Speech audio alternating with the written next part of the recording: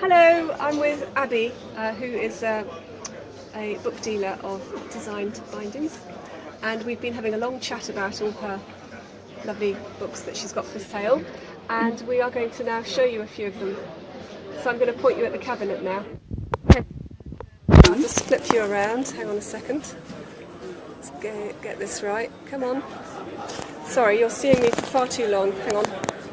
I'll just put this down. There we go. Right. Don't ask me. Okay, there. Oh, well done. Okay, so this is Mark Cockrum's binding of Simon Brett, An Engraver's Progress. And if you zoom in there, you can see his Swiss roll technique that he's done to make it look like a finger mark. That's clever. And that's inlaid, and he's got, this is goat here in black and white. And it's a scarf drawing, which is quite technically challenging. Speaking from experience. Yeah, I can identify things, so you guys all blow my mind. Inlaid stripes here, tooling. And this is a leather onlay, or it's a board. It's a double board. The underboard is goat skin, but this board is Czech vellum that Mark bought 20 years ago when he was teaching in the Czech Republic. And it's inlaid, it's inked, with printer's ink rolled, and I have no idea how he did these wonderful designs here. And then there's inlay of his Swiss roll. That's an inlay. Interesting. And then, if you want to know exactly what he did, you can ask him. There's some headbands. I will. Nice headbands.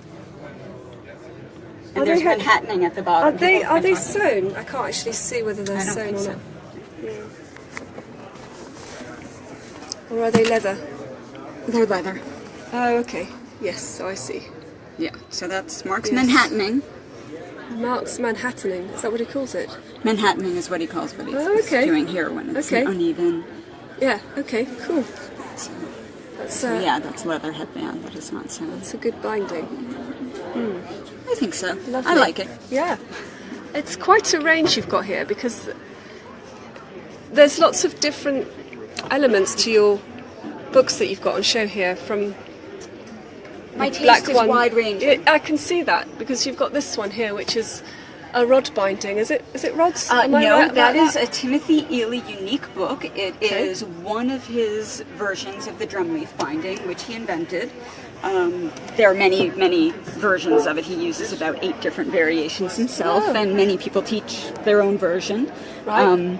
This is cast resin, various pigments, there are rivets, there's tooling. Oh, yeah. I think there's some sand in here. Oh, and so, I see, so he's got it's joined together with these cloth. Is that sewn as well? I have no idea. You have no idea, but what is it called, this style? It's called a drumleaf binding. Oh, okay, that's nice on papers. And then everything, with all Timothy Ely books, everything is manuscript. That's lovely. So he printed this as well? Well, he did this, is printed. Everything else is hand painted. Right, so he's produced this book from beginning to end. That's right. There are no copies. No copies, unique. It's a total one-off. Total one-off. All of his books are. The binding and the book. You cannot commission him to bind a book. You can tell him, I would like a Tim Ely book. And he'll make you a Tim Ely book? Yeah, he'll ask you what your interests are and whatever, and he'll make something for you. Oh, great. Okay. Or I have, 10 of them. Yeah. I sold one yesterday, but I have done. 10 left. That's Thank good. you. That's good. So moving on, is this... That's also Tim. Okay, this is another Tim. And so it's the same kind of resin, onlays, rivets, paint, sand, all sorts of things going on here. These are drawings, and then he's done layers and tooling into them. And he's got a headband there, and there's some picture of the work that he's done. Pretty impressive. It's very impressive. And this is Colleen Curry. Yes, I know Colleen, Yes. and I've met her a few times. A granite and cave paper. Oh yes, I've heard about this granite technique. So, could you take that one down for me? Sorry. I'll have a look at that.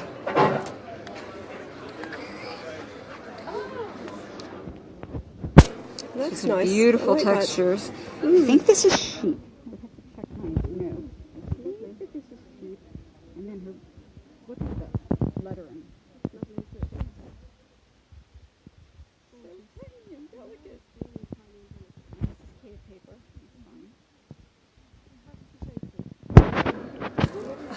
Wait, hold on. Oh, yeah, I'll so take this off. is Let me the take one. off the. That's all right. I'll just show them this book while we're waiting. She's just taking the attachment off. There's some lovely things here. There's another Mark Cochrane book. Right, she's taken this one off now.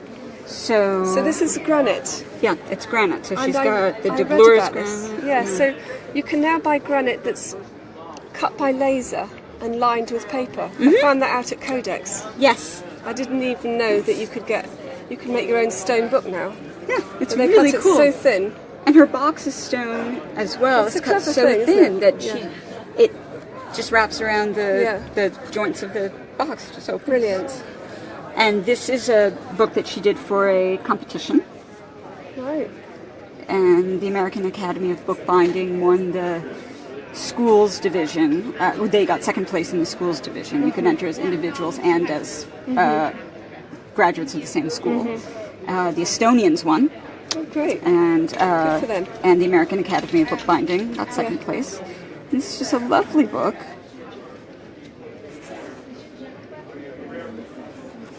It's okay. My French is bad, but I do know that it's a riff on Robinson Crusoe. There are many, many novels that are a riff on it, and it's nicely printed on lovely paper. Lovely it looks like handmade, mold-made paper. Oh yeah, it's really beautiful. For those who can read That's French lovely. colophons, we can do that.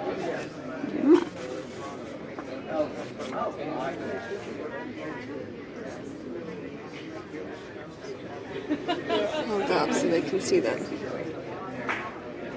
Lovely, thank you for that. And let's see, I have, this is beautiful and delicate. This is by a French binder, Christine Giard. Oh, that's lovely.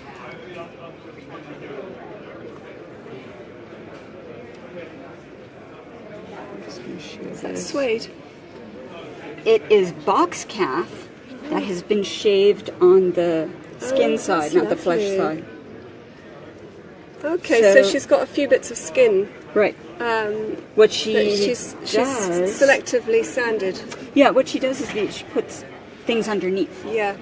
To create different height. That's such a good idea. And I really like that. Just beautiful. So some of it, it's so subtle that you have to feel the texture. Sometimes you can see. That's so pretty. I like that. It's just really, it's subtle and oh my god, it feels so good. It's a little indecent. I was getting excited by the smoothness of the calf. That's a lovely book. Yeah, it's inscribed. Lovely. Thanks for showing me that. So let's see, what else can I show you? Sonia Sheets. Okay. That looks quite complicated from a bookbinding perspective. Yes, it is. This is an it involves Edgar rods, doesn't it? It involves power tools. Okay. Yeah, those are watch hinges. Oh, there's a Dutch priest who does this as well, isn't there? She is one of his I've read all top about students. Him. His name is Edgard Kleis. Yes, I've met him. A Dutch monk, formerly in a Belgian monastery, although I believe it's closed now, and he's living back in the Netherlands, I think, with his brother. He's really, he keeps talking about retiring. He's not so young anymore. Yeah, but bookbinders rarely ever retire. I know. But I've heard all about this guy, and I've never seen anything. So she trained with him? She trained with him. She actually made in his studio. Oh, wow. Okay. Yeah, because it's complicated. You've got to have a lot of tools, haven't you? You do. You need some serious power tools. So this is, the boards are polycarbonate. The spine pieces are cut from PVC pipe. Yeah. Like plumbing pipe. Plumbing pipe. Yeah. Look at that. And then you have to drill the holes for your sewing pattern in advance. So you have to know in advance what you're going to do. Exactly what you're going to be doing. Each of these pieces has to be cut individually and drilled through and adhered. They have to drill through to make room for the watch hinge, which is your pivot. And for those interested, can you spell out his name? Because it's Edgard, Edgard, Claes, Claes. Claes. So if you're interested in this kind of binding, look him up on Google, because I have read all sorts of articles about him, and he has it's an amazing style. And this lady's name is, what's her name again? This is Sonia Sheets. Sonia Sheets. She's French-born, American-raised, but all of her binding training is French and Belgian. Right, fabulous. Yeah. What an amazing book. And in the book... And it opens nicely, I bet. Oh, yeah. Because these books do open so well. Yeah, it's also a conservation binding. You snip the and thread. This is actually out. Fishing line. Yeah. You can use any kind of monofilament, but you snip the line, it just comes out. There's no adhesive. Brilliant. Yeah, it's clever stuff. Although in this case she chose to do guards in neon rainbow colors. Yeah. So not so much conservation. But this is the first book by an art collective called Paper Rad. The book is BJ and the Dogs. It's very suitable for this binding. I mean, it totally goes, doesn't it? The colours that she's chosen. It's the binding is designed by one of the artists in the collective. They were friends. Looks like it was designed for the covers, or vice versa. Yeah, well, they designed it together. They were friends in college. Yeah. And when the book came out, Sonia was in France. She spent every summer in France. This was 2005, and Jacob, who's one of the three members of the collective, came to France and brought her a bunch of copies of the book. And I actually have 3 different bindings of this book, but this one they designed the binding together based on the colors and the artwork in the book. And she executed it in Claes' studio in Belgium. And it's very cute. She told me that he would say, "I can't look at your side of the studio," because she had all these paint samples. This is car paint. Yeah. It's airbrush car paint. And she had all these crazy neon samples hanging on the wall. And I can't look. I can't look. It's interesting because my Dutch uncle in Holland, my mother's brother, he had his kitchen cabinets car spray painted. He got them from IKEA. Oh, that's fantastic. And he just I'm going to go with my own colour. So it's the same idea, isn't it? That you can... Yeah. But... And then you sand, because you start with the lightest color to the darkest. And this was done with templates. But 7 layers of automotive paint, this gets really thick. So you sand and sand and sand and sand in between layers. The detail that goes on. And so you can't feel, there's one spot here where there's like a little place that didn't quite get sanded down, so you can feel. But imagine so it's something all that you could just keep doing, couldn't you? Oh, goodness. Christine Giard did this, and she told me just the slipcase took 40 hours of sanding. Oh my goodness. Can you imagine that? 40 hours. That's one of my least favourite jobs when I'm bookbinding, is sanding. And that's just the slipcase. When I say just smooth. The slipcase, I mean, Sonia did one, and I'm charging like as if it were a book. Yeah, for sure. For sure. I mean, you'd have to. It's a rather nice book she made the slipcase for. Yeah. But definitely. Christine did the binding. It's the same style. She lived near the monastery, so she went to Claes. So she chose to do a solid spine instead of these 4 pieces. Yeah. But it's the same materials, except she chose gold monofilament. Right. And the same principle, where she had templates and... Extraordinary. And then sanding. Hers is, she chose to leave a little bit textured. I mean, the technicality of that, I wouldn't even want to go there, to be honest. Pinstripes, I can't believe it. I want to look away when I think about it. And I love the Rachel Beckett one. That's nice with the paper. That's an American binder, Celine Lombardi, and she did this. Rachel Beckett book is about the British woodcut artist. Oh, right. The book is called Lost and Found, and this I think is brilliant. Celine took a workshop with the paper engineer Matthew Chalian. And she created this image. This is just folded paper, and it looks like a wood block. That's really nice. And if you look inside the book, one of the cool things about this book is about Rachel Beckett is that it reproduces for the first time I love it. previously unseen images she made of war-torn London. She stayed in London during the Blitz. Goodness. And Celine has taken these images that I'm going to drop this if I turn the page the right way. Anyway, that's one set. There's a seam down the middle. And I see the. it's very, it's really lovely. very similar. And is that paper? This is paper. And then there's leather. And it's goat. So it's goat. And then paper, and then with little gold highlights. That's clever. So And you see, then the binding goat. itself is. It's a bridle.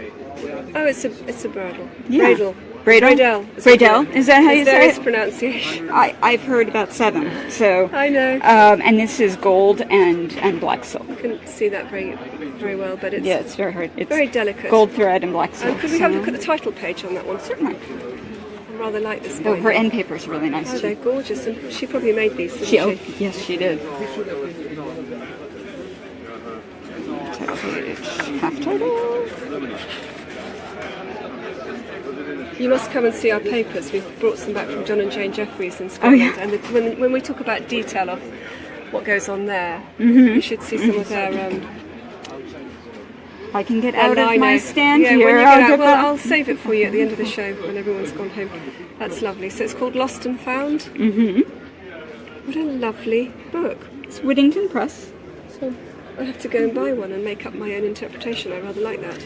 It was in this and Mark's Simon Brett were in the Inside Out exhibition several years ago, and they were given a number of text blocks to choose from, but all either British, American, or Canadian presses. That's a really nice one. And 2 other binders chose this text block. Nikki Oliver. Yeah, she's all, a friend. we all know her. Nikki's sometimes watching this, but she's probably gone to sleep Okay, well, yeah, because it's by late now. 8 hours ahead. Yes, But I'm going to put this on Facebook and she might see it tomorrow. maybe she'll see it. And her interpretation was entirely different. Exactly. And Monique Lallier also did this Monique, one, yeah. and hers was, Great. of course, Another entirely completely different. And they're all in the Super. catalog, so you can see. Yeah. It's I pretty love cool. all these interpretations. They're great. I love seeing. I don't really like set book competitions, but seeing Seeing 3 how they all copies go. of a Yeah. book. Actually, my water books. I did a water book for the Did you? International. Yeah. And the lady in the table next to me in the room, she's also got water. So we were just looking at each other's waters, completely different. Yeah, I had Christine Giard's water, and of course I have the catalogs. I've seen everyone's water, actually. Yeah, we got in the catalogue. And so let me just finish off by telling about your catalogue that you've got for sale, because you never know, they might like to buy one. I wrote a book with a lot of help from Tim Ely about 8 of his recent works. This book is, I'm selling it here, but it's also available on Amazon. Right. $20, I think it's £15. Yeah, something like that. And it is 58 pages of essays and descriptions and pictures of recent works by Tim Ely. Lovely. So you get lots of details. That's really lovely. What time is it now? 10 past 4. That's lovely. Get some pictures. Yeah. So pictures of the studio in here somewhere. Where's Timothy Ely based? Timothy Ely is based in Colfax, Washington State, which is the extreme southeast corner of the state. This is what the landscape looks like. Okay, cool. And it's really the middle of nowhere. Okay. Where I went to visit, and you fly to Spokane, Washington, and then you drive for an hour. Oh wow, okay. It's almost in Idaho. Right, okay. It's really in the middle of nowhere, and it's beautiful. But you enjoyed your trip there? I did. Oh, everywhere I look at this. This is really what his studio looks lovely. like. And all those rivets. Yeah, look at the rivets. You can see where the rivets come from. That but jar also, there. I love things like this. He has things like this all over the place. It's marked with coordinates. Right. The latitude and longitude where this dirt came from. And he uses it in his work. Yeah, it sounds quite alchemic. What's the word? Alchemy. Yes. Orientated. He actually just at the end of October did a 2-day workshop at the Getty in LA in conjunction with an alchemy exhibit. Oh, really They good. invited him on purpose Yeah. to talk about alchemy, Fantastic. and teach about making sketchbooks and the use of sketchbooks as your I don't understand, but there was an exhibit of alchemy painting, and they're going to do an exhibit of manuscripts, and Tim was their alchemy artist. That's a good choice. And where's your business card? Have you got one? My business card? And I will just wave it in front of everybody so they can go on your website. I am in Manhattan. She's in Manhattan. Are you going to be in New York next month? I can fair. walk there from home. So yes, Are you I'm going to be showing. exhibiting as well? Yes. In the It's A36. Oh, okay. I'm going to the letterpress one. Oh, across the street. Yeah, across the street. I thought that might be a good one to go to. Yeah. Oh, brilliant. Thanks, Abby. I'll just give them a little wave through these ones because I won't go through all of them because I've got to go back and rescue my colleague who's manning the stand at the moment, Sarah. You have a colleague? I brought my friend, Maureen Duke's daughter. Oh, great. Yeah, she's with me, but she's been abandoned. She's being continuously abandoned by me because I keep coming out and talking to people. That's really lovely. Thank you for showing me that. There you go. That's Abby. Thanks everybody for watching.